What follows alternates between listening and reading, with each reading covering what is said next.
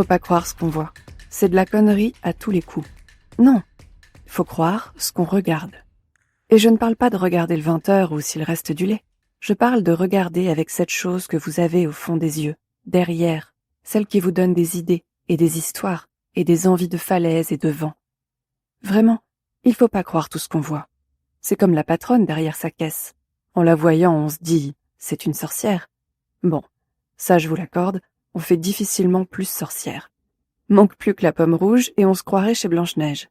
Mais en vérité, quand on la connaît, elle n'est pas si vilaine. La plus gentille personne de Nice, même. Enfin, je ne le dis pas trop fort. Si elle m'entend, je me fais virer du salon. Alors oui, les chaises ont l'air vides. Mais regardez mieux. Les théières, d'après vous, elles montent et descendent toutes seules? Et les tasses, elles sont bues comme ça, par évaporation. Allons, un peu de sérieux. Ce sont les fantômes, bien sûr.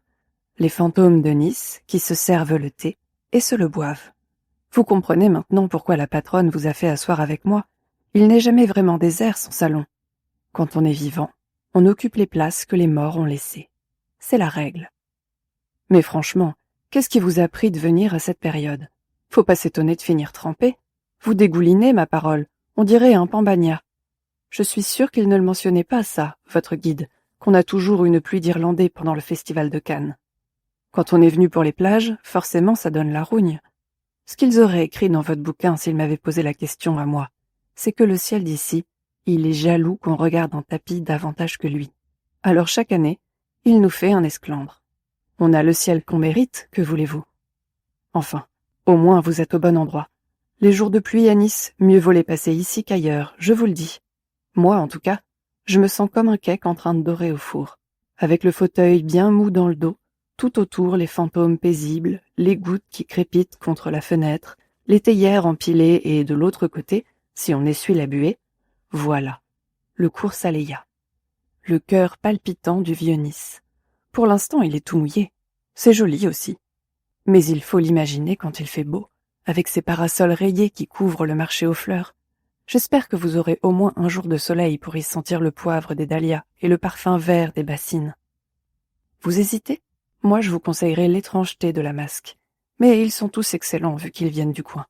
De la vallée des merveilles, à 2 heures d'ici. Comment ça, vous n'en avez pas entendu parler? Donnez-moi un peu votre guide. Donnez voir. C'est quoi ça? Sentier débattu, le guide expert de vos balades secrètes. Ça me fait rire. L'expert de rien du tout si vous voulez mon avis. Un expert comme celui-là, il en pousse 3 pour chaque pissenlit au bord des chemins. Ce qui est dommage pour vous, au fond. Parce que, en vous regardant entrer avec votre gourde qui pend du sac à dos là, je me suis dit tout de suite, tiens, voilà quelqu'un qui aime les secrets. Les vrais. Pas ceux qu'on lit dans les pages « Le saviez-vous » pour s'instruire pendant la bronzette. Non. Vous, ça se voit que vous préférez poursuivre un véritable mystère plutôt qu'un gosse en brassard sur les galets brûlants. Si c'est de l'insolite que vous cherchez, je peux vous en donner, moi, avec d'authentiques morceaux de village hanté à l'intérieur. Du secret que votre guide, même pas en rêve, il imagine que ça puisse exister quelque chose d'aussi secret. Par contre, attention, l'excursion dont je vous parle là, très peu de vivants la connaissent. Il y a moi, ceux qui ont lu mon rapport aux archives, et puis la sorcière derrière le comptoir. Pas grand monde, quoi. Et ne la répétez pas trop, d'accord? On ne voudrait pas monter là-haut dans 3 mois et y trouver une boutique avec des porte-clés I love Begoumas. Bon. Alors pour vous y rendre, il faut monter dans l'arrière-pays. Vous visiterez Nice plus tard, ne vous inquiétez pas. Depuis 2000 ans qu'elle se tient là, elle ne risque pas de bouger.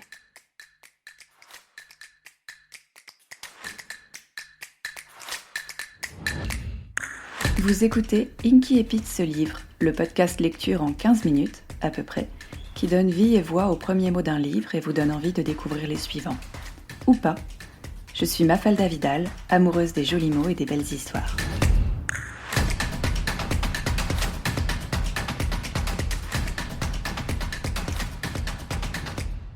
Vous venez d'écouter Linky Pete de Du thé pour les fantômes, écrit par Chris Vuklicevic, publié aux éditions de Noël en 2023.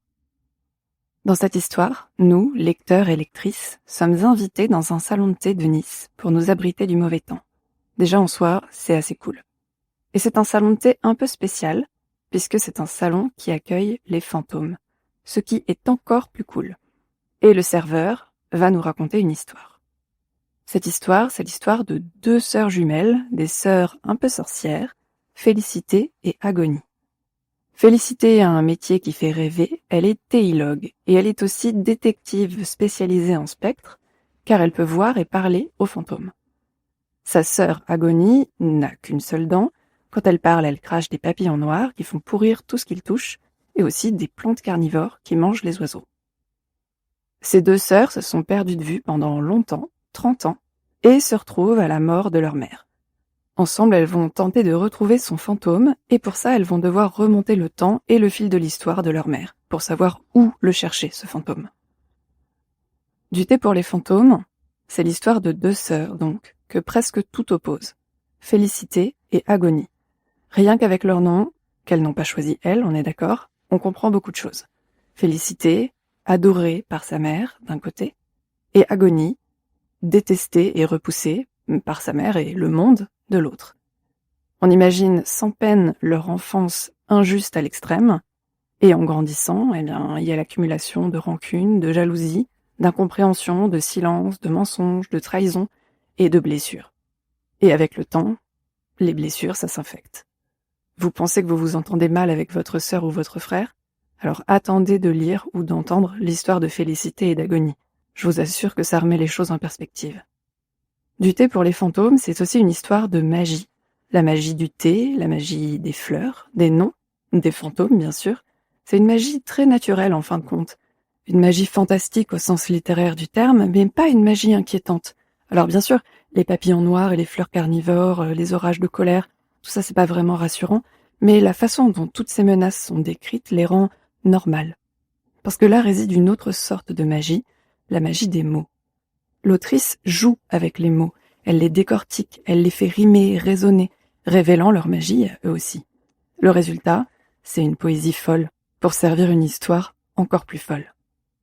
Cette histoire, c'est aussi l'histoire des multiples facettes, des multiples vies de l'être humain. Un être humain, pendant sa vie, donc plus ou moins longue, change, s'adapte à son environnement, explore ses différentes passions, vit plusieurs histoires, incarne plusieurs personnages avec donc plusieurs personnalités et adopte plusieurs masques. Il ou elle vit donc plusieurs vies en une, et des fois même il ou elle change de nom. Dans ce roman, cette multiplicité de l'individu unique est au centre de tout et possède, elle aussi, sa propre magie. Dans cette histoire, il y a un autre personnage un peu magique, c'est la ville de Nice et ses environs. Si vous connaissez et aimez le sud de la France et la Provence en particulier, vous reconnaîtrez les rues de Nice, les villes, les villages alentours et les caprices de sa météo. Et c'est assez satisfaisant, je trouve, de lire ces noms et de se dire « Ah ah, moi je connais ». Je voudrais mentionner aussi la version audio de cette histoire, lue par Clotilde Sey, qui rajoute encore une dimension à l'histoire. Je trouve que la voix chaude et tendre de Clotilde Sey incarne parfaitement l'atmosphère de ce roman. C'est aussi un roman qui a reçu le Grand Prix de l'Imaginaire et le Prix Imaginal en 2024. Donc si vous aimez le thé, glacé ou chaud, les gentils fantômes et les sorcières pas si vilaines, alors lisez Du thé pour les fantômes de Chris Vuklicevic aux éditions de Noël.